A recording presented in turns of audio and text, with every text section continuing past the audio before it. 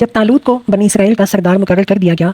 تو قرآن کے مطابق پھر جب طالوت لشکر لے کے چلا تو طالوت نے کہا ایک دریا پر اللہ کی طرف سے تمہاری آزمائش ہونے والی ہے، جو اس دریا کا پانی پیے گا وہ میرا ساتھی نہیں، میرا ساتھی صرف وہ ہے جو اس دریا سے پیاس نہ بجھائے۔ ہاں ایک آدھا چلو کوئی پی لے تو پی لے، مگر تھوڑے لوگوں کے سوا وہ سب اس دریا سے سیراب ہوئے، یعنی سب لوگوں نے پانی پی لیا سوائے چند ایک لوگوں کے۔ پاسبل ہے کہ اس سے مراد دریائے اردن ہو یا کوئی اور ندی یا نالا۔ طالوت بنی اسرائیل کے لشکر کو لے کر اس کے پار اترنا چاہتا تھا، مگر چونکہ طالوت کو پتا تھا کہ اس کی قوم پستی میں گر چکی ہوئی ہے اور ان کے اندر اخلاقیات ختم ہو گئی ہیں، اس لیے طالوت نے کارآمد اور ناکارہ لوگوں کو ڈیفرینشیٹ کرنے کے لیے، ممیز کرنے کے لیے یہ آزمائش تجویز کی۔ ظاہر ہے کہ جو لوگ تھوڑی دیر کے لیے اپنی پیاس تک قابو میں نہ رکھ سکیں، ضبط نہ کر سکیں، ان پر کیا بھروسہ کیا جا سکتا ہے کہ اس دشمن کے مقابلے میں بہادری دکھائیں جس سے پہلے ہی وہ شکست کھا چکے ہیں۔ آگے قرآن کہتا ہے پھر جب طالوت اور اس کے ساتھی مسلمان دریا کراس کر کے آگے بڑھے تو انہوں نے طالوت سے کہہ دیا کہ آج ہم میں جالوت اور اس کے لشکروں کا مقابلہ کرنے کی طاقت نہیں ہے۔ شاید یہ کہنے والے وہی لوگ ہوں گے جنہوں نے دریا پر پہلے ہی اپنی بے صبری کا مظاہرہ کر دیا تھا۔ آگے قرآن کہتا ہے لیکن جو لوگ یہ سمجھتے تھے کہ انہیں ایک دن اللہ سے ملنا ہے، انہوں نے کہا کئی بار ایسا ہوا ہے کہ ایک قلیل گروہ اللہ کے حکم سے ایک بڑے گروہ پر غالب آ گیا ہے،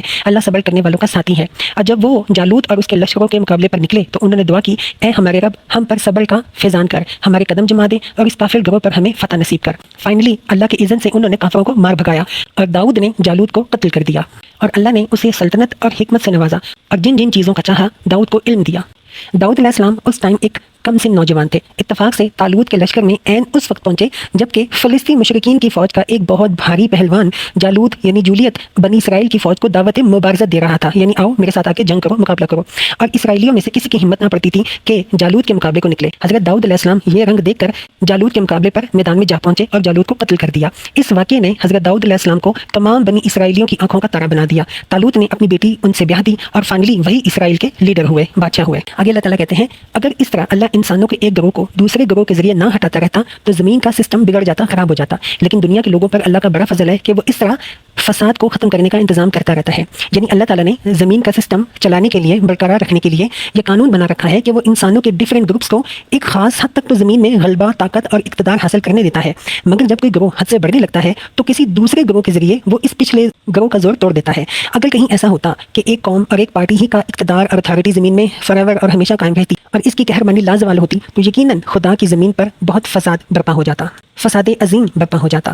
یہ اللہ کی آیات ہیں جو ہم ٹھیک ٹھیک تم کو سنا رہے ہیں، تم یقیناً ان لوگوں میں سے ہو جو رسول بنا کر بھیجے گئے ہیں۔ اس بات کو اللہ تعالیٰ کچھ اس طرح سے بیان کرتے ہیں قرآن پاک میں فَلَمَّا فَصَلَ طَالُوتُ بِالْجُنُودِ قَالَ إِنَّ اللَّهَ مُبْتَلِيكُمْ بِنَهْرٍ فَمَنْ شَرِبَ مِنْهُ فَلَيْسَ مِنِّي وَمَنْ لَمْ يَطْعَمْهُ فَإِنَّهُ مِنِّي إِلَّا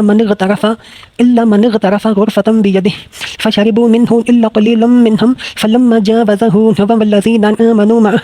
قَالُوا لَا طَاقَةَ لَنَا الْيَوْمَ بِجَالُوتَ وَجُنُودِهِ قَالَ الَّذِينَ يَظُنُّونَ أَنَّهُم ملاقو الله كم من فئة قليلة غلبت فئة كثيرة بإذن الله والله مع الصابرين ولما برزوا لجالوت وجنوده قالوا ربنا أفرغ علينا صبرا وثبت